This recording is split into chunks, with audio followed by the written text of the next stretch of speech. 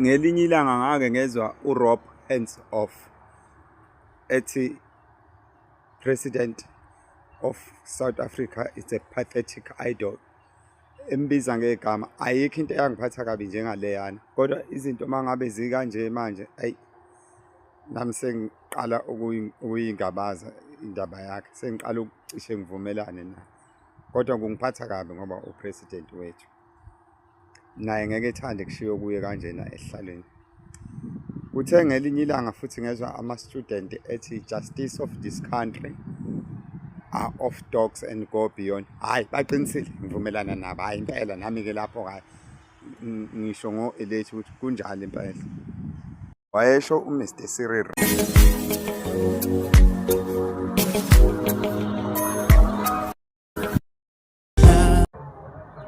Siphinde sinibingelele babukeli beKama-VTV with Prince Bheka kaZulu. Sibingelele kuwonke ama-province ko-Eastern Cape, ko-Bloemfontein, ko-Cape Town, ko-Mpumalanga, yonke ama-province ase-South Africa nako-North West siyabingelela. SiyiKama-VTV with Prince Bheka kaZulu. Namuhla-ke ngifuna ukuzokhuluma ngokuthi i-South Africa ngiyibona ibhekephi. Vele sisendleleni ebheke lapho. I think we all know ukuthi kuneqembu elibusayo esilinikile ithuba lokuthi libuse kwaze kwafika la esekuqala khona izakhamuzi ukubona ukuthi ingathi ayikho lento. Ngikhuluma nje nami kunamhlanje ngisaba ngisho ukusho ukuthi ngiyiliphi iqembu lezepolitiki ngendlela esengiphoxeke ngayo. Guess what? Sengeke ngeqiwa isikhathi sokuvota ngoba iqembu elokhu ngaqala ukulivotela selingiphoxile, ngakhetha ukuthi ngingayi ukuyovota kunokuthi ngiyovotela elinye iqembu. Ngeke ngisho ukuthi lamuphi lowo nyaka lolo khetho. Iqembu elibusayo njengamanje silinikile ithuba, into eliyenzayo lisigxisha nge-top 6 nge-top 5 eyibona kahle ukuthi abantu abayithandi.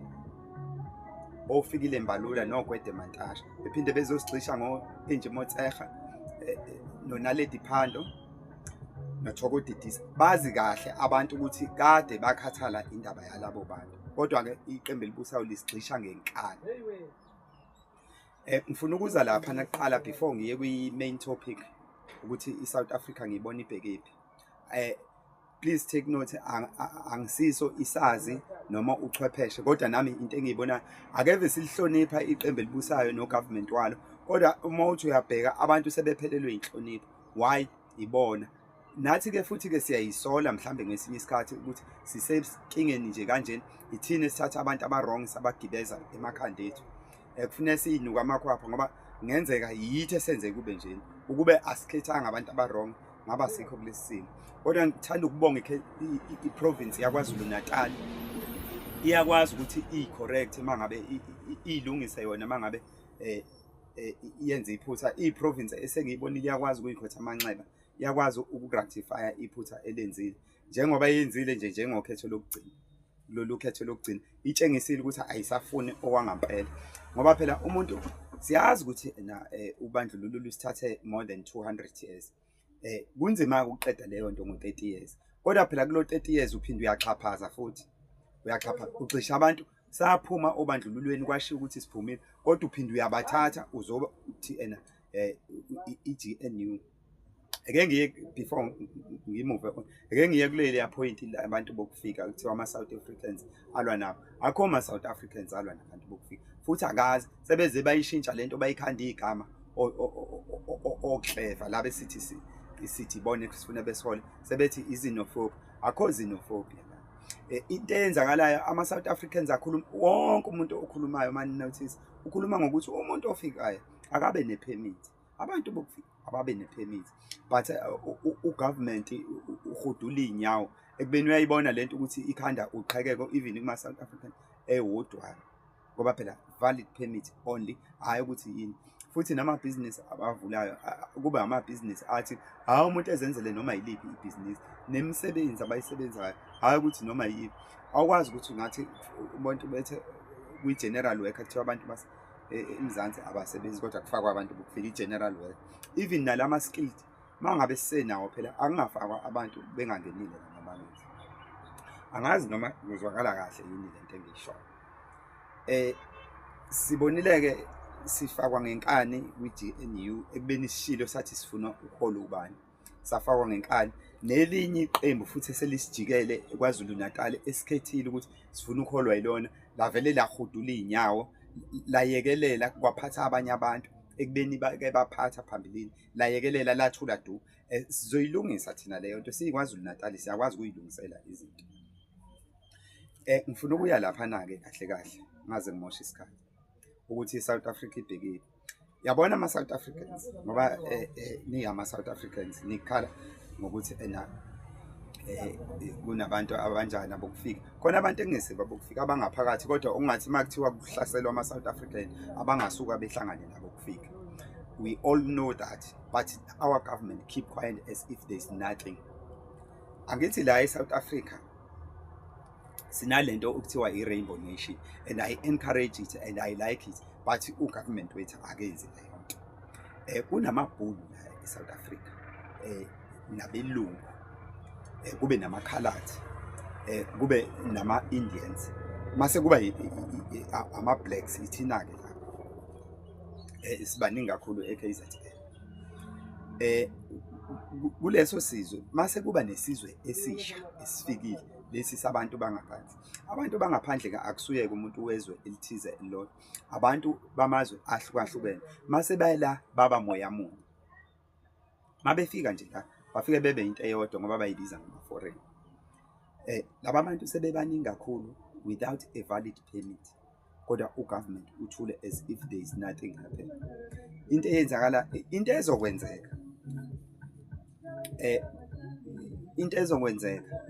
yabona mhla kwasuka kahle uDungunyane ngeke salwa ama-South Africans wona. Ama-South African azoba sesenta, kwa-left kube amabhulu, kwa-right kube abantu bokufika, kuthi kwi-front kube amandiya, mase kuthi kuleli side kube lezi ezinye-ke iy'nhlanga eziyingxubevanga. Yabona-ke emva kwalapho ama-South Africans azoba phakathi nendawo. You know what will happen? Laba bazobe behlangene ngoba bewazungezile nje, bazobe belwa indaba yokuthi awashawa, and labantu bahlomile, and i-most yabo banama-powerful security company. Angazi ukuthi uhulumeni wethu namanje akayiboni lento yama-security company a-creator ukuthi this is not the security companies. Ungizwe wake wayihinta into kanjena kodwa wathathwa kancane. This is not the security company, this is a military, imbutho emkhulu yezokuvikela le ekhandwayo. Awekho ama-security company ahlome kanjena, ahlome edlula amaphoyisa. Asikho isikhala esingekho kulama-security company. I-military lena futhi ixhaswe abamazwe balawo ngoba lama-security company a-powerful kakhulu, akusiwo awabantu abamnyama abama-South African, awala amanye izizwe lezi ey'qhamuka kwezinye iy'ndawo, of which means mangathiwa kuyaliwa ibona abantu bokuqala bangaqala impi, kodwa iqhamuka uxhaso langaphandle kobe sebevese impi bephakathi nayo. Into ezokwenzeka-ke mase bephakathi nendawo ama-South Africans bazosho-ke la bantu ukuthi madoda hambani, and bahlomile. Uma bethi hambani ayikho-ke into ezokwenziwa ngoba sizozama ukulwa, masizama ukulwa baningi, bazoba baningi phela. Uma uthatha amabhunu bahlanganisa nabelungu, bahlanganisa nabo kufika mose uhlanganisa nalaba abanye abantu baningi, bazoba baningi kunathi. Bosixosha sophuma sigijima masibuza ukuthi siyebetha sekulamazwe la, siyobheka lamazwe, siyogada lamazwe la abasuka kuwona. Ayikho-ke into elandela lapho kuzobe ibona abayiphathayo. Enye i-syndicate abayishayayo abantu ama-foreigners yokuthi belwe nama-South Africans, bathandana nosisi base-South Africa mase bezala iy'ngane zike kwa-Home Affairs, ibize ama-surname noma iy'bongo zalaba bantu laba abama-South Africans. Mayibiza lezo y'bongo usho ukuthi this is a South African citizen, fully South African citizen. And then emva kwalapho mase beyakhwitha ngathi bayanyamalala, bayazi in 30 years to come labo bantu laba abazalile angibacwasi, lezo y'ngane abayizalile zizongenela ukhetho ngoba sesike sabona nje kuba nelungu lephalamende liyi-China. Lezo y'ngane zizongenela ukhetho once zaba kwi-cabinet or zilwine ukhetho kube yizona umongameli bazobuya ubaba bazo beyitshela oma bazoyitshela ukuthi cha obaba benu na bazobuya ubaba bazo bezosho ukuthi bantu abami sesize sayithola ke lento esasiyifuna obanika bazolawula lapha yibona bazolawula vese ama-South African azobe sephushiwe uma ungafuna ukuphushwa ufuna uvumele lo umthetho wabo vele lento ezobe yenzeka in 30 to 50 years to come ukuthi phathi ngoba izwe seliphethwe phela uma uzalwa baba wale sephethe wena shuthi izwe liphethwe yilelozo ke lawo mazwe kayo bese shaya umthetho ukuthi ayirule kanjani iSouth Africa vele leyo nto kumanje iyenzeka ukuthi ikhulunyelwa phansi vese ukuphathwa kweSouth Africa ayiphethwe umuntu okufanele ngabe kodwa ke ikhulunyelwa phansi angikho ke asazi ku-government ukuthi uthula uthini kuzo zonke lezi zinto noma ulokhu ebelesele nje igama lokuthi xenophobia kade kwasasiqala sigxishwa izinto esingayifuni yabo le GNU ekukhulunywa ngayo abantu bayaphuma obandlululweni siyazi ukuthi yadlula ke i-era yobandlululo baphuma bakhethe ukuthi bavotela abantu lo muntu lenhlangano abayivotela ibathatha ngenkani ibasa khona lapha bathi baphuma khona ithi yenze ubumbano olunjani lo ngiyanitshela ngelinye ilanga lento engiyishoyo ngoba angisakhulumeli mina la sengikhulumela isizukulwane sethu ngesize siliphathe lelizwe makuse kanje lento ifuna ukulungiswa manje iyaqaka ukuthi kuthathwa abantu abadala bekhulume ngefuture ye-country amakhehla nezangazi siyabadinga angisho ukuthi yebo gogo angisho ukuthi asibadingi siyabadinga bayadingakala bayafuneka ngoba banolwazi kodwa ibona abasidonsele emuva bazokhuluma kanjani ngefuture ye-country ungathatha uMinister of Education uthi akube umuntu omdala uzokhuluma kanjani ngefuture of the country enye into engifuna ukuthi ikibukisiswe engingafisayo uma ngathola amandla noma nginikwe ithuba ilento yale education system. This is a nonsense. Lo grade 12 is a nonsense. Lento ayishintshwa akuzanye ibukisiswe kahle yabo sishiwa amanye amazwe ngalo grade 12 ongenzi lutho ayizanyo lento iphele kwa grade 12 kwa grade 10 and then makuthiwa iya kwa grade 11 uye kwa grade 12 usuqala i-tertiary education or u-level bani noma level 1 noma level noma u-N bani ngoba lento ka grade 12 ayisebenzi angazi ukuthi sonke lesi sikhathi lo government akayiboni yini ukuthi lento yale education lento ka grade 12 ayisebenzi ayigreen ka grade 10 umuntu eqhubeke yohlupheka ngoba uzobe se understand ukuthi kwenzakalani lento nje ayisizi ngalutho angifuni nje ukuqhamba mama and okubhlungu kunakho konke laba abantu abenzele inyakanyaka leyo ukuthi ixovane kanjena eSouth Africa laba bathi by head of state mangabe sekwenzeka le ndaba yokuthi ayashawa ama-South African akhishwa kulelizwe banemali bazothatha imindeni yabo beyoyidlalela kwamanye amazwe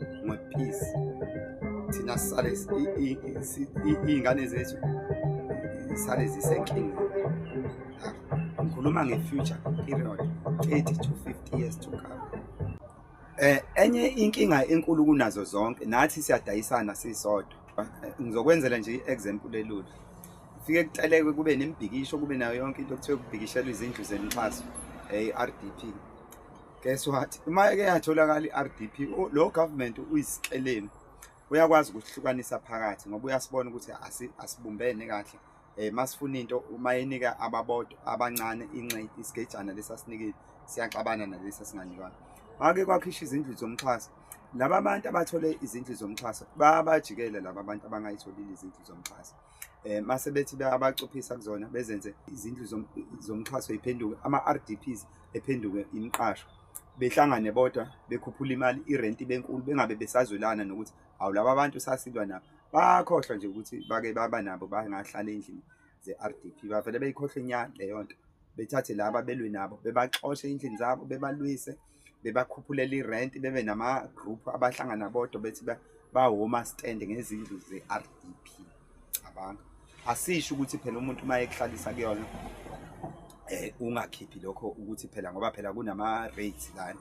kodwa into esiyenzeka sebenza bona i-profit ugovernment usekubonile ukuthi leli qembu elibusayo selibonile ukuthi laba bantu sibashakani uthole sesixabana sodwa asisalwi impi eyodwa nalaba abanama-RDP sebelwe yabo nabangenayo RDP baluyabo nabanogesi lezi indawo enogesi sebehamba isayidi labo abangenawo ugesi sebehamba ilento-ke le esenza-ke sihlukane phakathi le and awe iqembu elibusayo ukuthi sikanjalo yikho yenza nje ngoba nalo 350 onikwa abantu nje abanikiwe bonke abantu abangasebenzi kunikwe isigejana esithize ukuze laba abawutholile bengani ukuthi laba abangawutholanga bethi bayalwa bexabane nalaba abawutholile mase kuhlukana phakathi singabi into eyodwa kanti kuyafuneka ngabe ukutholile noma ukutholanga kodwa sibe into eyodwa sizwelane ngoba singabantu sonke vele thina sobe singasekho kodwa akekho ungazi ingane zabo zobe zi-rich zobe zidla amafawu obaba bazo laba abantshontshayo